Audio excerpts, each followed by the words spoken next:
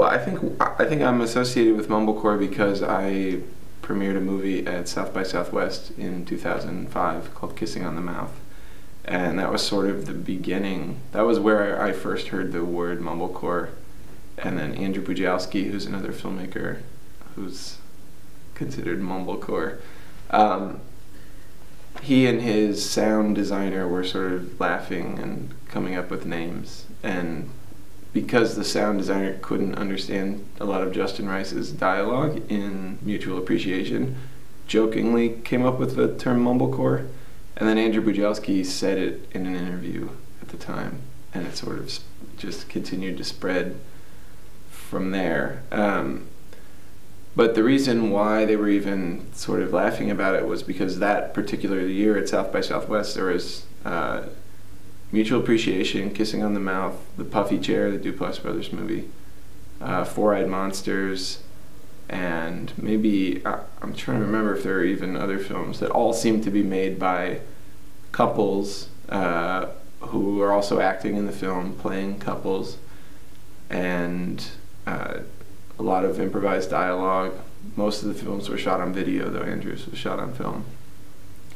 And there was just sort of like these strange similarities, and there were so many of these films that there was sort of like internally some joking and stuff about how it was, you know, a new genre of film or something like that.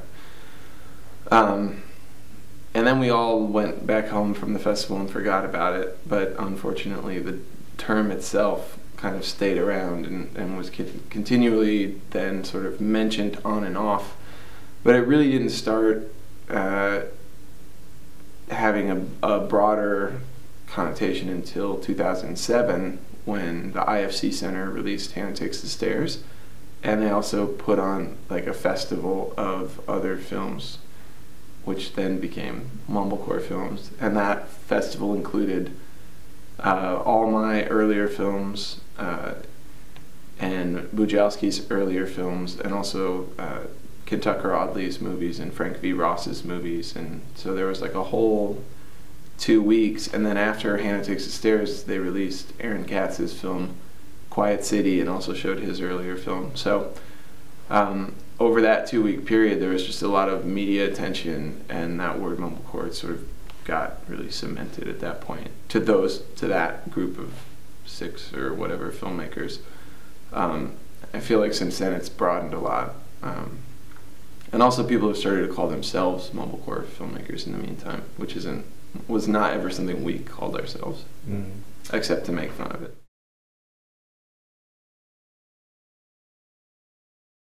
If I wasn't able to make Kissing on the Mouth on video, I probably wouldn't have made a film that year or the next year if I was having to raise money to shoot on film. And it certainly wouldn't have been, I wouldn't have developed any kind of anything similar to the style that I sort of made those first few movies in, because the technology allowed me to shoot so much and experiment so much. So, you know, it was like a blessing, really. I feel like I went to film school at exactly the right moment, where my education was very old school, and we shot 16mm. We edited on flatbed editors. We cut our own negative. The soundtrack was all optical. You know, I mean, it was really like, and then we finished to 16. We made prints of our work. And so, like, I spent 4 years in that kind of very old school environment, and then at the same time was teaching myself Final Cut Pro and shooting on video on my own time outside of school. So I kind of had that perfect crossover period, so that when I got out of school, I still thought about filmmaking in a very old school kind of way, and then was comfortable enough with sort of the new technology to not approach it with any kind of stigma. I feel like filmmakers who are a few years older than me still think video is really cheap and terrible looking, you know, but I'd worked with it enough that I had kind of gotten over that, and I think it can look great, but I think you can't try and make it look like film. You have to embrace the fact that it's video. The last several movies I've used the same tools, exactly the same tools. I'm working on something now with the 7D and with the iPhone, which are new tools, newish at least. Prior to that, from Hannah Takes the Stairs through Art History, I was shooting everything with the HVX, the Panasonic HVX 200. And what was nice about spending so many years working with the same camera is that I really got to know that camera. Like, the film directors had decades to get to know a Panavision camera, you know, and then sort of like how it responds to things and stuff. I feel like with filmmakers who are working in video, every film you shoot is with a brand new camera, and I think it takes a while to get comfortable with the camera. I'm more interested in taking the video work and blowing it up to film, actually. It'd be nice to be able to exhibit prints of the movies, not HD cam tapes. Yeah.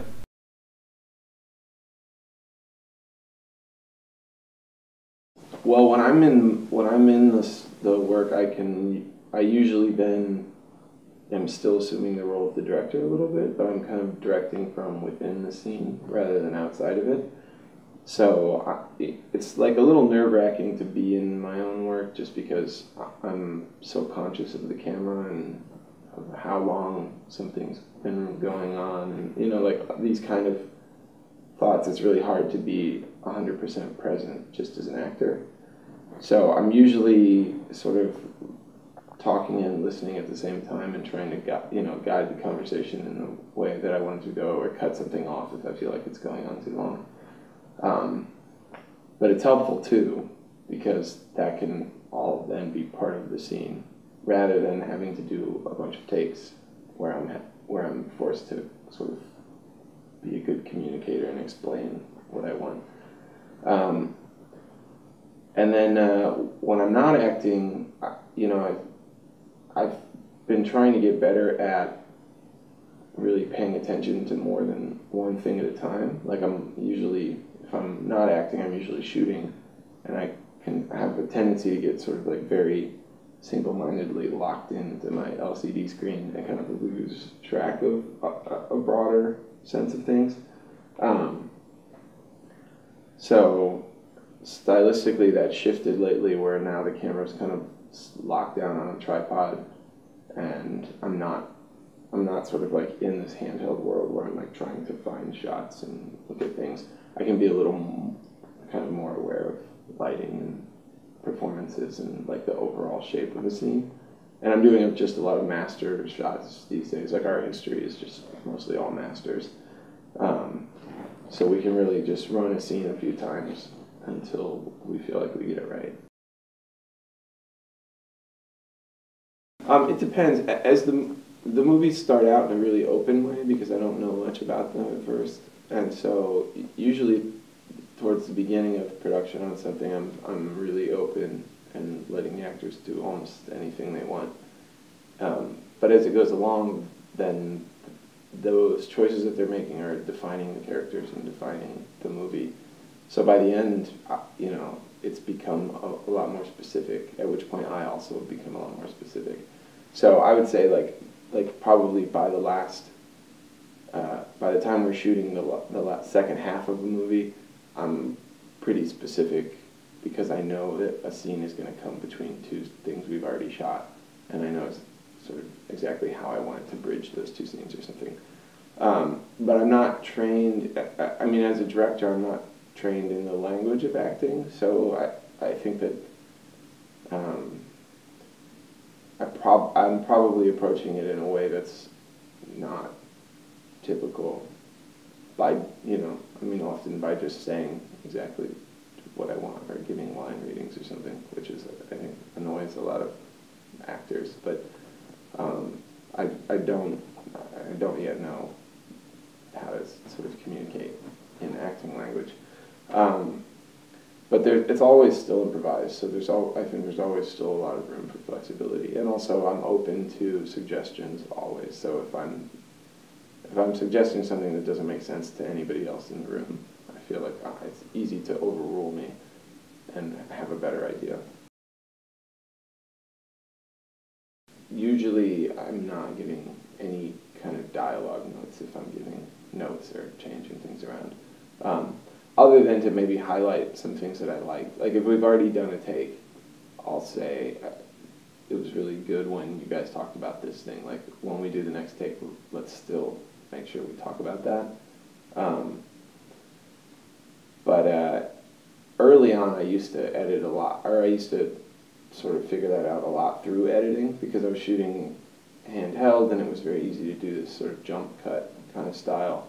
So I really was piecing together the dialogue by using different takes and choosing different shots, or just jump cutting between different pieces of dialogue. Now that I'm shooting with mostly masters, it's obviously has to all work. The full 5-minute take has to work. So it's all happening now in between. Like we'll do it once, make adjustments, try it again, make adjustments, try it again.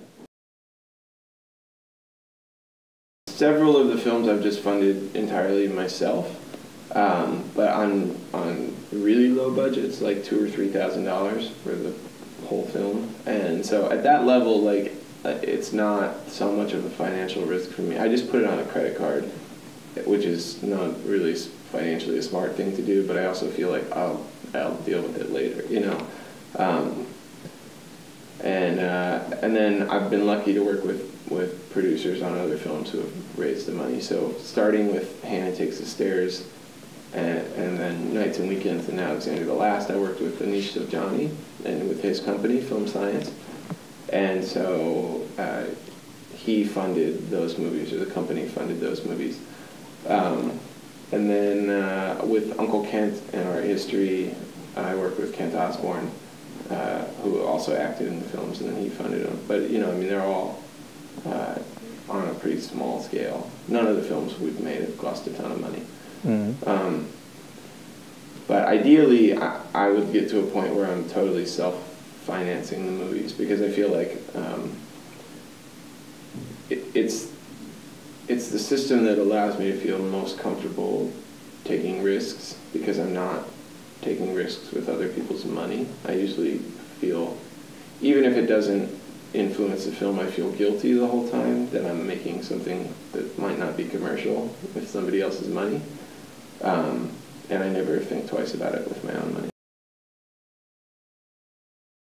Yeah, I mean, I don't have another job right now, so I technically am making a living from the movies, but they're not bringing in enough money that I'm actually making a living. So I still, like, most of my expenses get divided between the money that the movies brings in and then more credit card debt, which I think is typical of a lot of American filmmakers. So, you know, like, I'm hoping that this year that finally changes, and this will be the first year that I really actually make a little bit of money, because the last 3 years I'm just, like, broke most of the time, and then a little money will come in for one thing or another. I've made some money from doing shows for the internet. I occasionally make some money speaking at universities or doing something like that. I occasionally make some money from acting. So, you know, it's like but when I make money, it's like it comes in and I've already spent it. So it just goes back to pay the credit card debt or something. But I also feel like if I can survive that way long enough, I will start to make some money. Because I'll have enough work that even if it's all just bringing in a little bit of money together, it's enough.